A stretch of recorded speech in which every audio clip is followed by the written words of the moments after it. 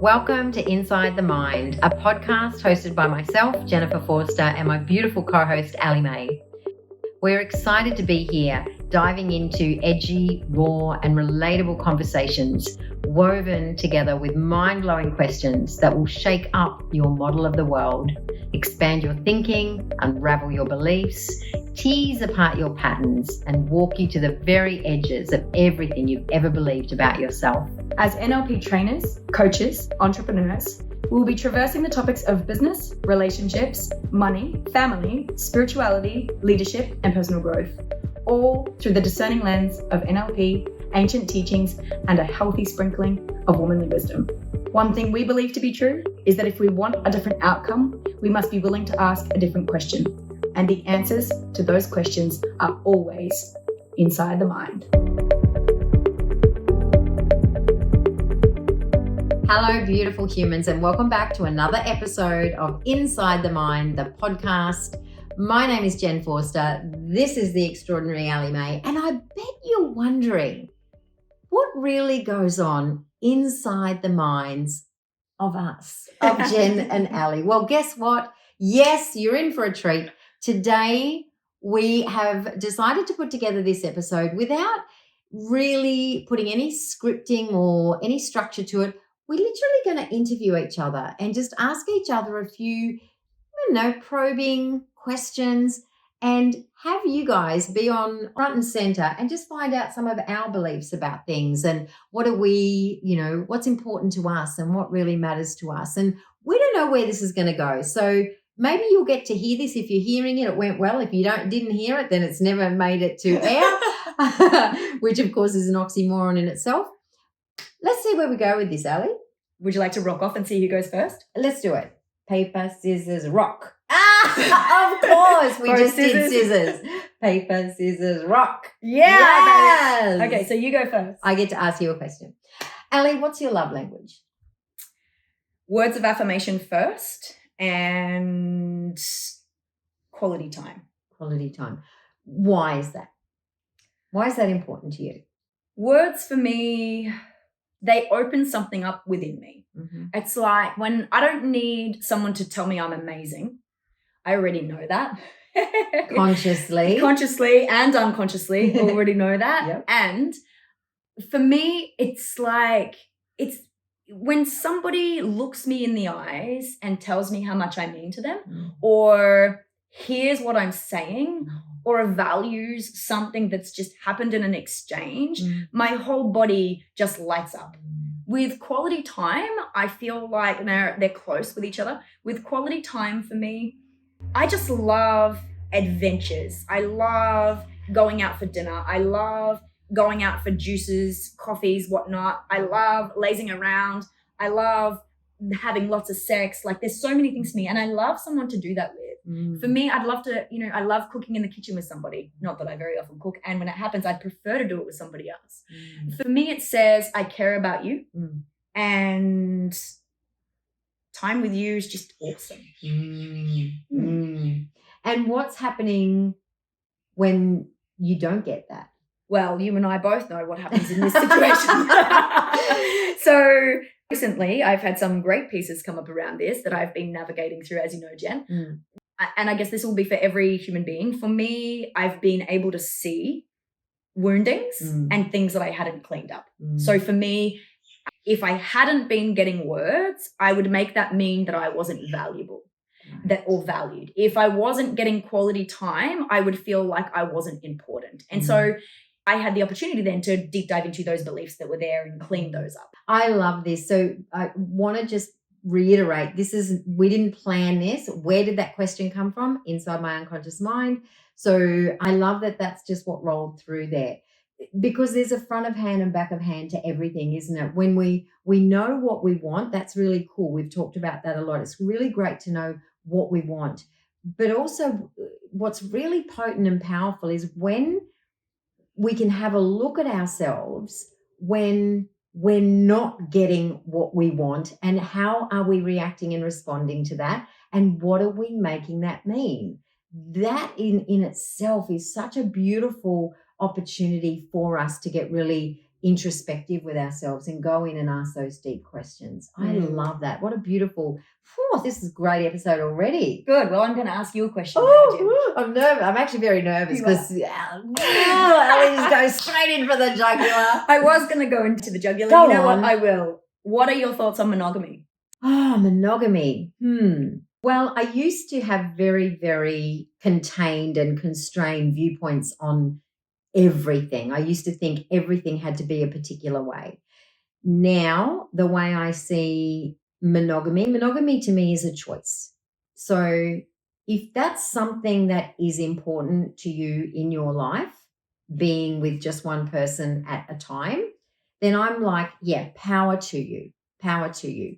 For me at this point in my life, that's what I desire. Here's the piece here that has changed for me significantly in the last few years, not just about monogamy, but about anything. Does that mean everybody has to be monogamous in my model of the world? No, it does not. So if for someone they feel good when they're in an open relationship, great. I'm fine with that. In fact, I'm really fine with how anybody wants to be in their life, so long as they're not breaking any laws or doing anything to hurt somebody willfully. That's a whole different thing. However, when it comes to what do I want for myself, well, I get to decide that, but so do you. And my way is not right. Your way is not right. And my way is not wrong. And your way is not wrong. So what I've really become practiced in is knowing that no matter what I think and believe about what's true for me, making someone else wrong in order to make me more right isn't contributing anything of value back into the world. So yeah, that's my take on that. So for me, yeah, monogamy is something that I desire in my life right now. Forever? Not sure. I'm not a future version of me. I can't answer that. And if I were to say I'm this forever, which is something I just refuse to do, is put myself into boxes or labels or, cage myself into a corner, I actually just wouldn't say that. For now, yeah, I like the idea of monogamy. Do I want to have a relationship that has an open door? This is different to an open relationship to me. Yes, I will only have relationships, whether they are intimate or just friend-based. All my friend relationships are open door relationships. You are welcome to come and you are welcome to go. I have no judgment or expectation of you being in the relationship with me with a set of conditions attached to it. If it's good for you to be in this space with me right here, right now, be here. If it's no longer good for you, then I'm making my needs more important by insisting that you stay. Yeah. Great answer. Me. Thank you. Yeah, I feel really good about it. I wouldn't have answered that a few years ago in that way. Great question that covers my approach to my life in general right now. Nice. Yeah. Oh my goodness. Josie. Oh, my turn. Hit me, Jen. Hit you. Okay. Allie, what is your take on open relationships? Oh, yeah. Great question. It's a great counter to what, because I just want to say here in my answer, I talked about having an open door relationship. Please hear me when I say this. That did not say an open relationship. The question I'm asking you, Allie, is about open relationships. Yeah. My viewpoints on, as you know, Jen, my viewpoints on open relating have shifted dramatically in the last 4 months. So I've come out of a 10-year relationship where it was a full body fuck no to have an open relationship. And over this last 4 months or so in being out of that relationship, everything of mine has changed around open relating, monogamy, infidelity, being the other woman. There's so many things or the other man. There's so many things that have shifted and changed for me. So open relating for me, I think it's great. If you want to have an open relationship with somebody, I think, it's your prerogative, right? It's none of my business what people do in their lives. For me, am I open to an open relationship? I'm open to it. And I will decide when I'm in that next relationship whether it feels good for me at that point in time to be in an open relationship. One thing that I feel pretty certain on, though, is that I will want to have an agreement. I feel like there's so many people these days who don't want to be with just one person. And I'm not naive to that as well. Like, I see women and men cheat. I know of multiple people that have cheated. I'm okay with that. As in, like, if people cheat, I think it's got its place. And Jen and I are going to do some episodes on this. We're going to go deeper into this. I'm just going to cover a snippet with that. I was never okay with that before. And again, it's not my business what somebody else does. And I'm not going to judge somebody for their choices because I'm not in their life and it's none of my fucking business. For me, what I would like is an agreement that suits the two of us. So if the person that I went into a relationship with was someone who wanted an open relationship and I didn't, then we would have an agreement around that. You know, what does that look like? I like this one. One of my girlfriends, one of my other friends, she has this with her husband. The chemistry they have together is extraordinary. And their agreement with each other through their marriage has been, if you have chemistry that's stronger than what we have together, then that is your opportunity to go and explore that. And they both have that agreement together. So for me, I'm like, yeah, I just want to go in eyes wide open in my next relationship. I want to go in with that'll be a conversation that I will be having. Are we open relating? What kind of agreement do we want to have? Are we monogamous?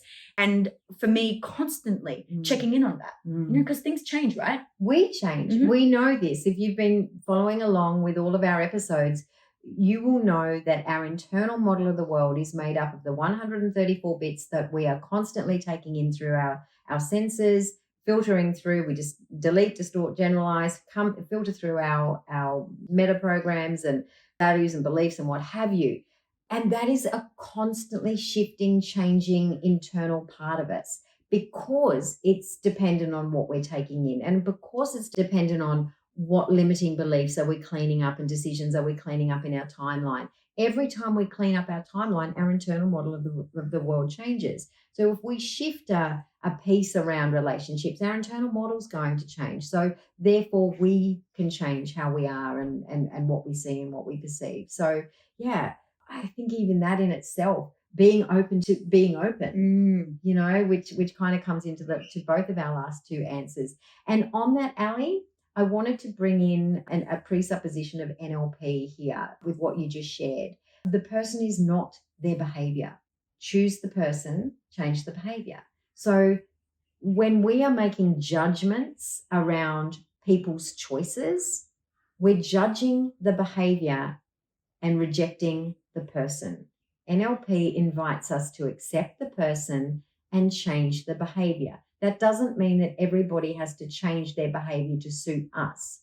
What it does give us, though, is an opportunity to observe the person and allow the person to be the person from a judgment-free perspective. Okay. What are your thoughts on veganism? Veganism. So this is really interesting that you asked me this because I had this conversation with a client yesterday. So for me... Can't make this shit up, right? Cannot make this shit up. So for me, that question in itself for me comes down back to the labels and the boxes in life. I personally choose not to label myself or put myself in a box or call myself a thing. So what do I mean by that? Let me just go a little deeper on that. So am I a vegan? No. Am I not a vegan? No. I'll say that again. Am I a vegan? No. Am I not a vegan? No. What I mean by that is I feel, for me, that if I put myself into I'm only a vegan from now and this point until the very end of my life, what I'm doing is I'm actually pinching off any other possibility that my body may actually need from, I don't know, a healing perspective, a season in my life perspective. So if I say to myself, okay, I'm just going to be vegan, that's all I am vegan. And let's just say at some point in my life, my body desire is in a season, let's say postmenopause, menopause, whatever, I'm just making stuff up now. And my body needs something that is in a food that would fall into the I can't have box, then I feel like I'm doing a disservice to myself here in many ways. And so again, this is exactly what I was talking about with the monogamy question. If choosing to be a vegan for you is effective for you and it works for you and you like the structure and the constraint of that, great. For me, my word is a conscious consumer. I like to really just be a really conscious consumer. So I check in and feel into what it is that my body needs right now. I have periods of my life where I eat very much like a vegan. I've had long periods where I've eaten like a vegan, not strict, but like a vegan, definitely vegetarian.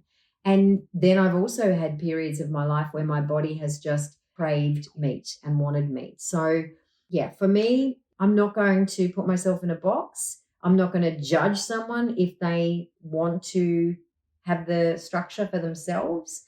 I love this too because I have a friend who is a vegan. And what I love about this guy, his name's Pete, and he's amazing. Pete, if you're watching, I may send you this episode. The thing that I love about Pete and the way he has veganism in his life is he has it in his life because it's a really important thing for him. So we can sit down and I could sit down and have meat. He will sit down and have his meal.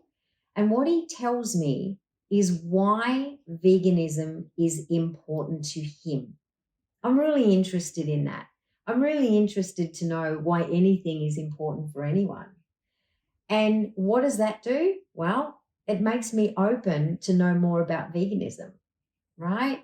And maybe I want to adopt some of Pete's beliefs around veganism. Maybe not all, but maybe some. But if I'm not open to understanding why it's important to him, then I'm going to miss a whole bunch of stuff for myself. Yeah. So I don't know. For me, when we cut ourselves off from knowing why something is, and you know what, this is really important. This feels good to take it on from the other perspective. If you're trying to tell people why they should be doing a certain thing, then know that they may not hear you. They just may not hear you on that. Tell them why it's important to you. Different story. It's a different story altogether. Yeah, I'm not sure if I actually answered that question or not. And it's difficult to answer because I live a life where I don't put myself into any kind of box anymore. I just don't. And I also don't put, conversely, what's the flip side of that coin? I don't put other people in boxes either. I just don't. Find what feels good. Thanks, Adrienne from Yoga with Adrienne. That's one of her hashtags. Find what feels good for you and share with people why it's important to you versus telling them why they should do it your way. You did answer my question. The question was, what's your thoughts on veganism? I have a proposal moving forward for the end of this episode. Yeah. I feel like it would be really good if we go question, quick answer. Like, let's just go without teaching or sharing or going like further fire. in. I reckon we do rapid fire, get in a few more questions for our beautiful listeners here and make it about getting to know Jen and Allie. Okay. What was your favorite memory growing up? Oh, my dog just popped into my head. There we go. So one of my dogs, Jessie, I don't know if it's my favoriteest memory, but Jessie, my dog, just popped in. Is your favorite color? My favorite color is green at the moment. No boxes. I can't help it. At the moment, I'm in a season of sagey green. Sexy. What's your favorite activity to do for fun? At the moment, it's ice baths. It's not always fun, and it is at the same time for me. Yeah, ice baths. Love it. What's your favorite animal? My favorite animal is all animals, and I'm a cat lover. I love cats. I have a beautiful grand kitten called Chippy, who will actually officially always be known as my first grandchild. I love that so much. It's one of the things I love that you and I have in common. I love animals. I really do. Yeah, my favorite thing. What's a little known something about you? What's something about you that not everybody would know?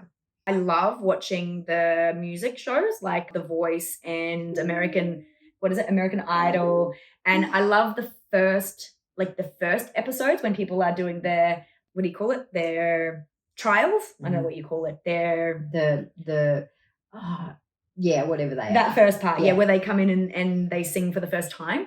I cry so much watching those. I am such an advocate for the underdog, and I love when people come out and they're the less likely person that society would deem as having this extraordinary voice. And the minute they open their mouth, it gets me. It brings me to my knees. Love that. Yeah, we have that in common as well.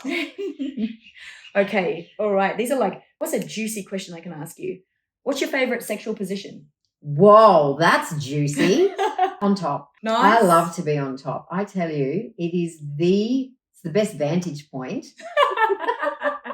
It's the best position for me, not for everyone, for me. God, juicy. Ooh, I'm going to ask you the same question. What's yours? Because everyone's going to want to know. They're going to go, what's Allie's? What's Allie's? Jen, ask Allie. I got a little bit of context here. I have been used to being the leader in the bedroom. Over the last couple of years, I've had this piece showing itself in my being that I didn't understand, and now I do understand it, where I was like, I felt like there was a man who could open something up within me that wasn't there at a point in time when I had this realization. I didn't know what it was. And what I love now is being led in the bedroom. Like, I'm okay to lead too. And I really am enjoying the dominance of being led. I love being picked up. I love being thrown against a wall. I love being told, stay. I love being dominated, not aggressive. Semi-forceful is okay, not all the time, just sometimes. So anything where the man is leading or commanding me in the space really turns me on. Yeah. So I was just completely somewhere else as you were sharing that. So any position. And I was on top. Yeah, but I was still somewhere else. I love that you're on top, and I'm like imagining being bent over, and then I'm imagining on my side, and I'm imagining all these things. I had the most beautiful visuals too. My body's getting hot. I know. Are you going to be able to find? I think one more question each, because I've got one more question for you. Okay, one more question. Well, I have a question that we could both answer if you like. Yeah, perfect. Favorite place in the world that you've visited? I can't say. I'm a bit like you with boxes, because every place for me has memories or has been a beautiful experience. So give us one or two. Yeah. So the first one that dropped in, one of my most favorite places that I visited is Gili Air in Bali or off Bali. It's like a 2-hour, if you have never been there and you've never heard of it, the Gili Islands, there's 3 of them. Gili Air is the family island out of the 3. And being there out in the middle of nowhere and experiencing that island for me was just, I loved it. Actually, the ring I'm wearing right now has abundance written on it, and I bought this ring on Gili Air. Hashtag YCMTSU. You cannot make this shit up. So fascinating. That is fascinating. And Jen, your most favorite or one of? One of. My I've got plenty. I've got many. Let's just change plenty to many. Top 2 for me. First one is the lost city of Petra in Jordan. The most breathtaking place I've ever visited. I cried. And just to give a little bit of context, so yes, it's called the lost city of Petra. It's in Jordan. To get down to this lost city, which is just a whole bunch of beautiful ancient 2,000-year-old buildings carved into the sides of mountains. It's just extraordinary. My guide took me down this little walkway where you could only just see a snippet of it, and then it opened up. And when I saw it, I literally just leant against the wall of this canyon and just cried. It was the most magnificent place. That's one. And the other one, of course, is Everest Base Camp. For me, the old saying, it's not about the destination, it's all about the journey. That could not be any more true in regards to if anyone's trekked to Everest Base Camp. I don't know if it was that for you. For me, the destination was amazing. The journey was life-changing. Yeah, 2 exquisite places in the world. Nice. I've enjoyed this chat. This has been good. We might drop this in. Yeah, we might drop in one of these every now and again. Yeah, I think so. And if you have any questions for us, oh my goodness, what a beautiful way to close out this episode.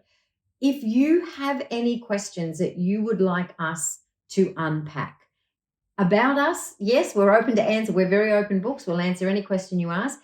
And if you have any other questions, please send them through to us, reach out, send them through. We're happy to have you named, and we're happy for them to be anonymous. You let us know. But yeah, we'd be more than happy to explore, deep dive on any particular question that you have for us about anything. It won't be the truth. It'll just be our truth. Yeah. From inside our minds. We'll see you on the next episode.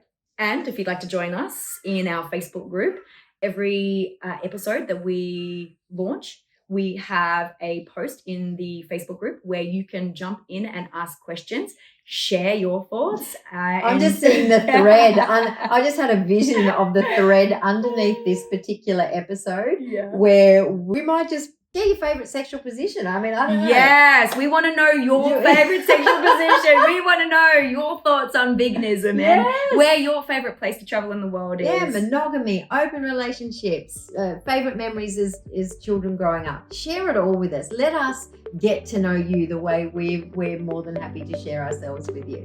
Yeah. We'll catch you next episode.